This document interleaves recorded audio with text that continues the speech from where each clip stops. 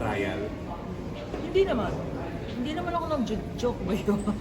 Totoo yun, napagod ako kanya 3 minutes, dapat 5 minutes na hinihingi ko. At saka hindi ba kayo matatawa sa ang dilim, di ba?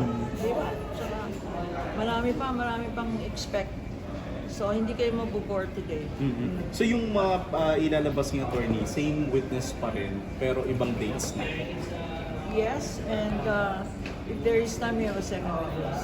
Attorney, is there a possibility na yung mga signature forensic din during Yes, the trial? kagaya ng ginawa sa House Committee on Justice, there needs to be an expert witness to identify the signatures.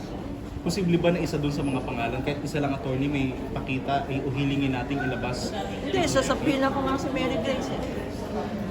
Piatos. Kailan natin ilalabas yung subpoena, attorney? Possible? Hinahanap pa namin eh. Hindi pa namin makita kung saan sana kami pumuntang Mary Grace. Hindi, wala naman doon. Nakapadala namin sa Office of the Vice President yung subpoena. Attorney, ina-expect po na malaki po yung matatanggap ni Mary Grace Piatos. Yung iba po disappointed na 70,000 lang. 70,000 with free Piatos and ensaymada.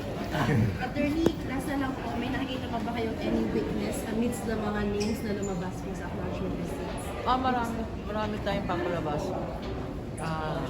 Kasi ayaw naman hindi naman kasi nag-stipulate. Kung nag-stipulate, ang defense sa mga pangalan na yan, baka hindi namin pakita. Pero ayaw mag-stipulate, ipapakita namin yung mga pangalan na kaiba.